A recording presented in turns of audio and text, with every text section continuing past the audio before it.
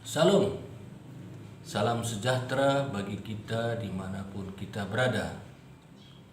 Saat ini saya akan mempresentasikan apa yang menjadi tugas makalah saya.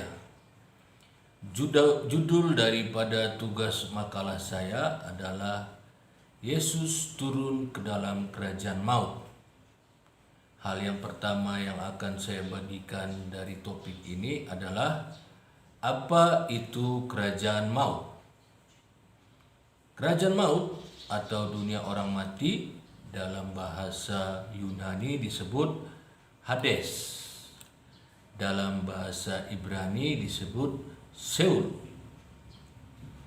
Di dalam Alkitab terdapat banyak ayat-ayat yang menceritakan tentang dunia orang mati atau kerajaan maut ini. Hal ini yang pertama dapat kita lihat dari Matius 11 ayat 23 yang akan saya bacakan.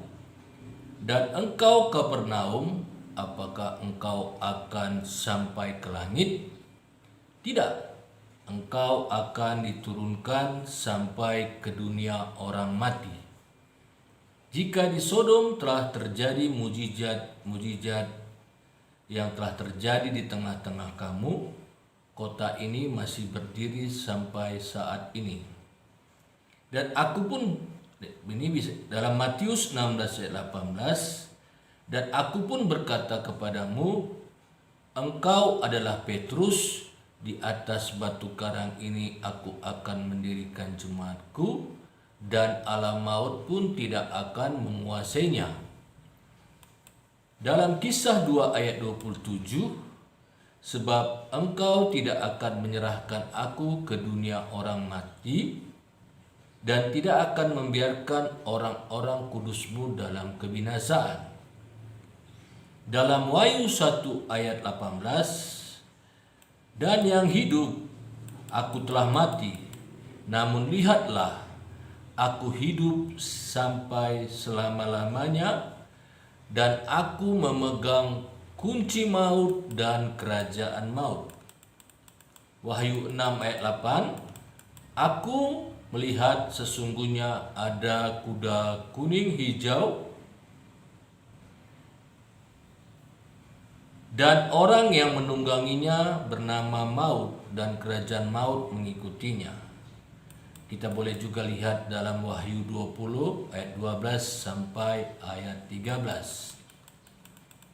Kata yang lain juga, kerajaan maut atau dunia orang mati ini adalah bumi paling bawah, atau dalam bahasa Yunaninya disebut katoteros. Hal ini dapat kita lihat dalam Efesus 4 ayat 9. Yesus turun saat kematiannya di kayu salib, atau Yesus dikuburkan, dia masuk ke dalam kerajaan maut atau dunia orang mati ini. Dunia orang mati disebut Hades dalam bahasa Yunani dan Sheol dalam bahasa Ibrani, atau kerajaan maut atau tempat orang-orang mati untuk sementara berada. Kata Sheol yang diartikan dalam bahasa Ibrani atau orang Yahudi, dunia orang mati atau kerajaan maut, dapat diartikan sebagai alam bayang-bayang, di mana tempat ini bukan neraka maupun bukan surga, namun di mana tempat dunia orang mati untuk sementara tinggal. Dalam pemahaman orang Yahudi, yang dimaksud dengan Hades atau Sheol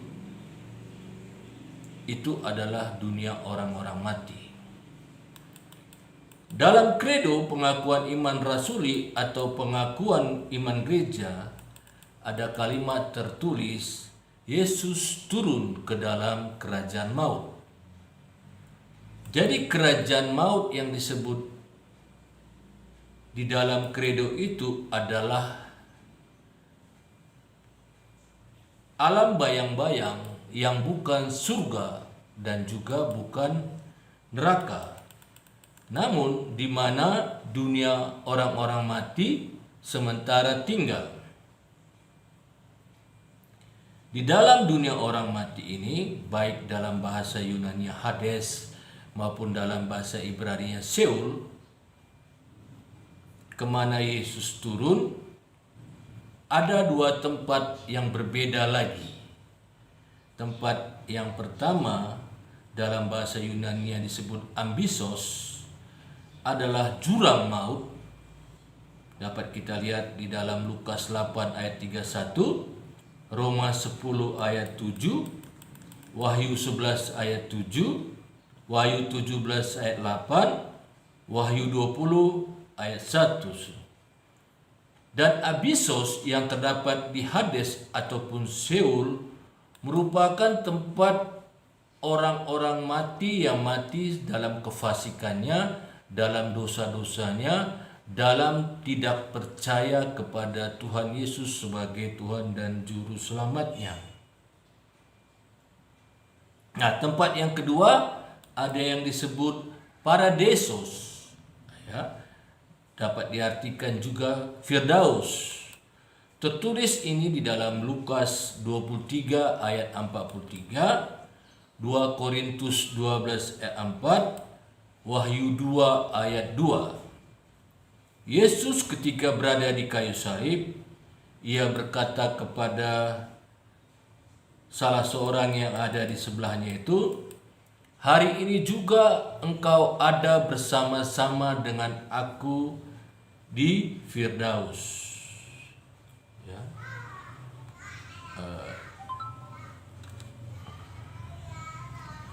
Haleluya. Ya. Jadi Yesus berkata kepada salah seorang di zamannya, berarti saudara, Firdaus itu adalah tempat yang ada di Hades dalam bahasa Yunani maupun Seol dalam Ibrani, ya. Tapi ini adalah tempat orang-orang yang mati di dalam Tuhan, ya. Jadi Abisos atau jurang maut adalah tempat orang-orang fasik yang tidak percaya kepada Tuhan. Ini disebut juga dengan jurang maut atau kerajaan maut. Tapi Paradisos atau Firdaus ini adalah tempat orang-orang yang mati dalam kesalehannya atau dalam percaya kepada Tuhan Yesus. Abisos yang ada di Hades itu adalah tempat kediaman orang yang mati sebagai antikristus, orang fasik, malaikat neraka atau disebut Abaddon, ya, tempat kuasa kegelapan, tempat iblis ditahan, ya. Disebut juga bumi paling bawah. Boleh kita baca di dalam Roma 10 ayat 17, ya, Efesus 4 ayat 9, dan penjara dalam 1 Petrus ayat 13. Ini adalah atau Abisos ini adalah tempat kuasa kegelapan bersemayam. Boleh kita baca dalam Wahyu 9 ayat 1 atau Wahyu 11 ayat 7, Wahyu 20 ayat 1 sampai 3, dan ini disebut juga tempat hukuman sementara atau tempat penderitaan sementara. Namun Abisos ini belumlah disebut neraka. Dan tempat ini sangat ditakuti oleh kuasa kegelapan. Ya, Abisos belum disebut neraka. Karena neraka adalah tempat yang ditakuti oleh seluruh kuasa kegelapan. Ya. Jadi Abisos atau jurang maut yang ada di Hades, tempat ini adalah tempat kesengsaraan, tempat penderitaan bagi orang-orang fasik. Ya. Bagi orang-orang yang percaya kepada Yesus itu tidak masuk kepada abisos. Ya. Boleh kita baca Lukas 6 ayat 23, di mana di sana ada orang kaya yang menderita sengsara karena dia harus mengalami hukuman karena dosa yang dilakukannya selama dia hidup. Ya.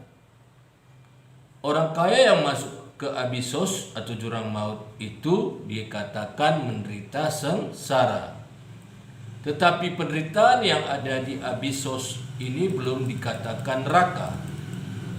Karena penderitaan di tempat seperti ini belum seperti yang terjadi di dalam neraka. Tempat yang kedua yang ada di Hades adalah Paradis atau Firdaus. Firdaus ini adalah tempat orang saleh atau dapat disebut dalam Lukas 6 ayat 12. Ya.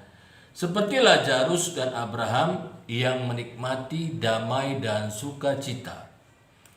Tempat Firdaus memiliki suasana seperti dalam kerajaan surga, penuh damai dan sukacita. Tetapi Firdaus ini bukanlah tempat surga yang sesungguhnya. Karena untuk masuk ke dalam kerajaan surga itu akan terjadi ketika Yesus datang yang kedua kalinya. Dalam Matius 24 ayat 29 sampai ayat 31 dikatakan, semua orang saleh dari penjuru dunia akan dikumpulkan oleh Tuhan Yesus yang memerintahkan malaikat-malaikatnya. Dapat juga kita baca dalam 1 Tesalonika 4 ayat 13 sampai 18. 1 Korintus 15 ayat 51 sampai 52. Yaitu orang-orang saleh yang telah meninggal akan dibangkitkan oleh Yesus pada kedatangannya yang kedua kali. Dan bersamaan dengan itu, orang-orang yang saleh yang masih hidup diubahkan untuk masuk ke dalam kerajaan surga. Jadi nanti ketika Tuhan Yesus datang kedua kalinya, maka orang-orang yang meninggal dan rohnya yang ditaruh sementara di Firdaus akan dibangkitkan oleh Allah untuk naik ke surga. Demikian juga dengan orang-orang saleh yang masih hidup akan diubahkan oleh Kristus untuk masuk ke dalam kerajaan surga. Baik, orang-orang yang ada di abisos atau jurang maut ini, mereka akan dimasukkan ke dalam neraka untuk selama-lamanya ketika Tuhan Yesus datang kedua kalinya.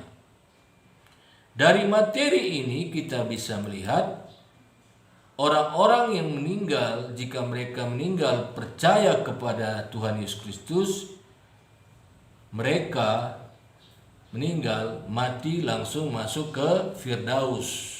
Tetapi Firdaus itu bukanlah surga sesungguhnya.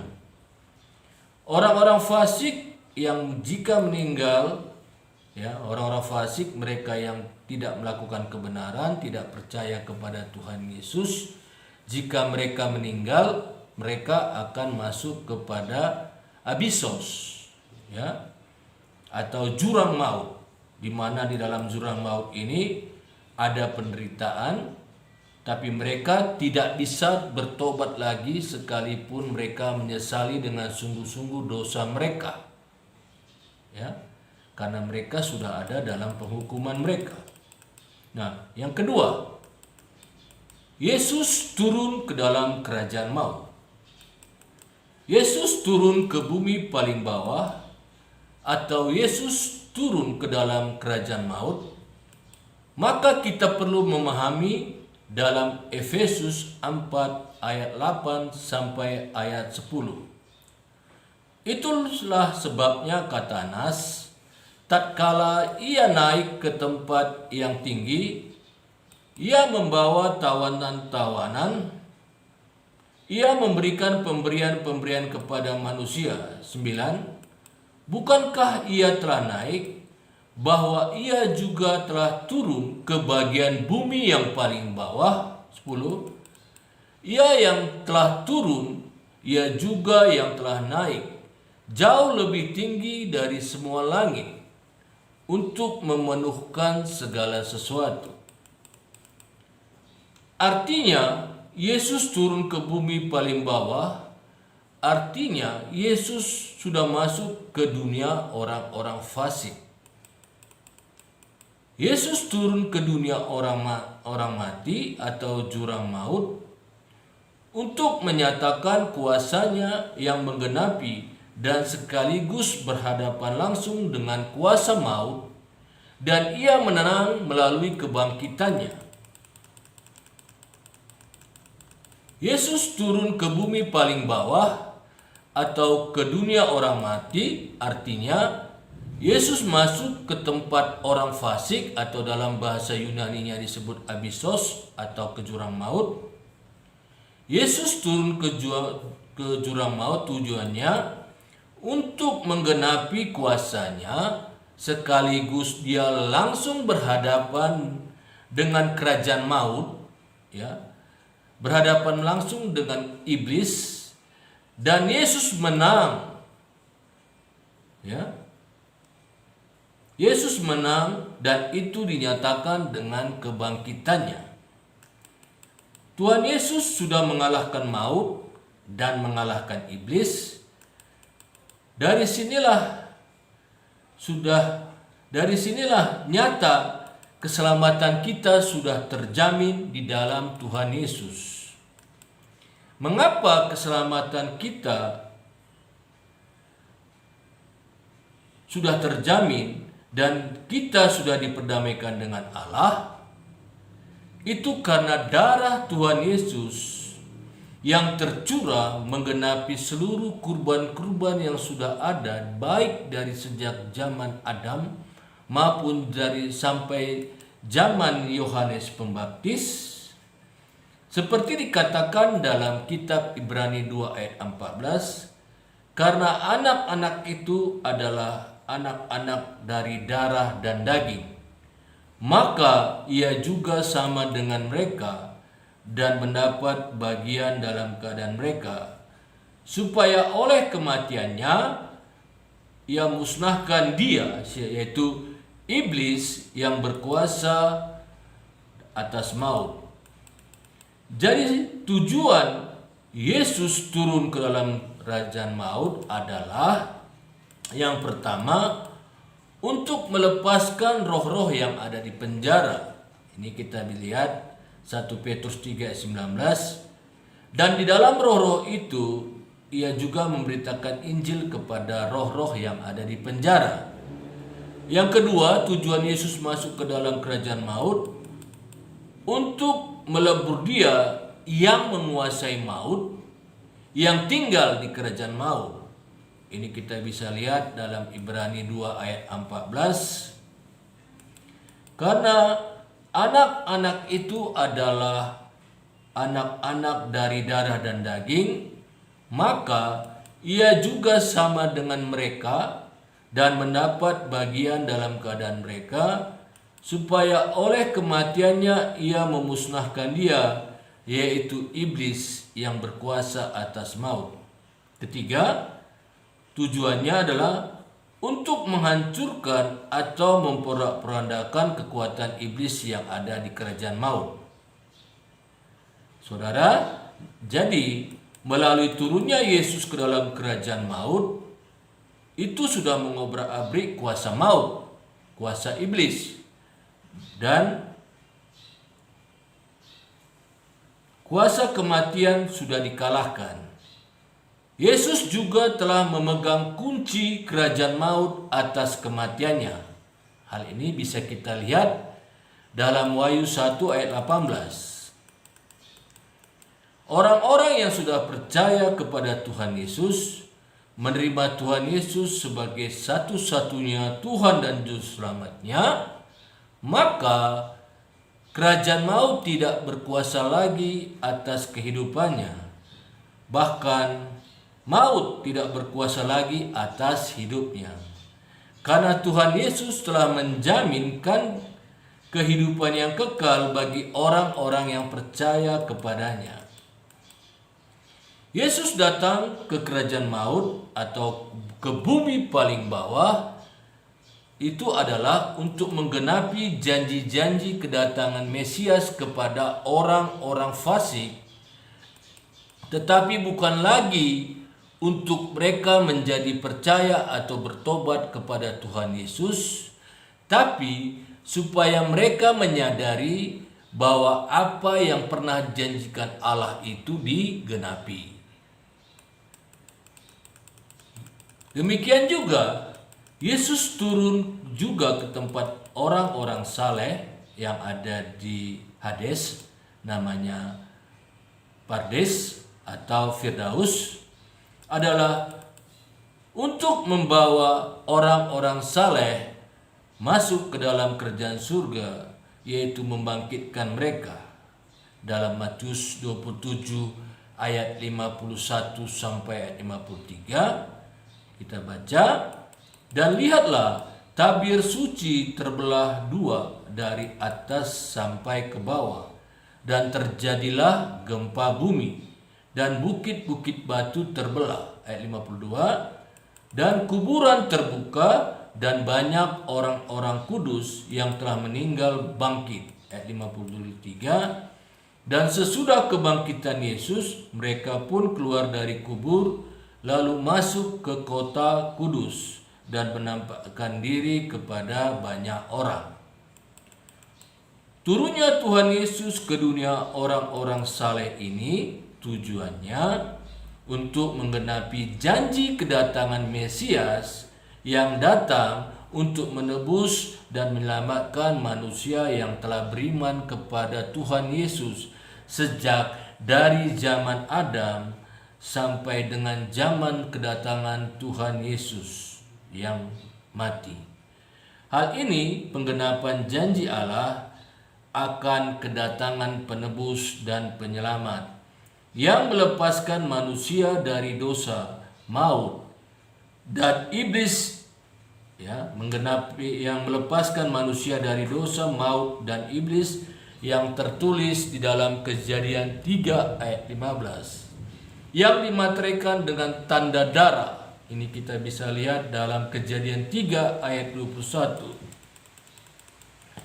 Karena itu, Yesus turun ke dalam kerajaan maut, atau Yesus ke dalam Firdaus atau tempat-tempat orang saleh.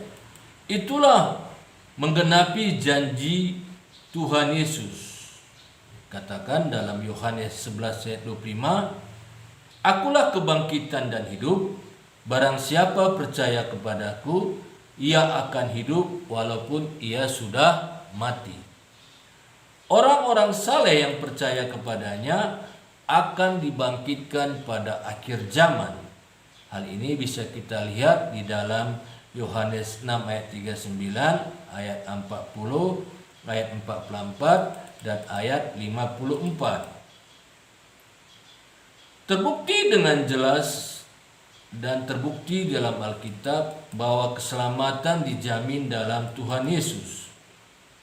Tuhan Yesus turun ke dalam kerajaan maut memperingatkan kepada kita bahwa nanti pada akhir zaman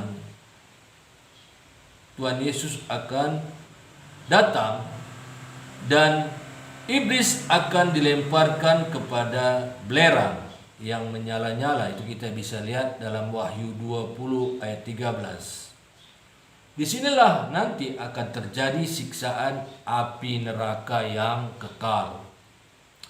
Orang-orang fasik yang ada dalam kerajaan maut atau abisos akan dilemparkan ke dalam api neraka ketika Tuhan Yesus datang kedua kalinya.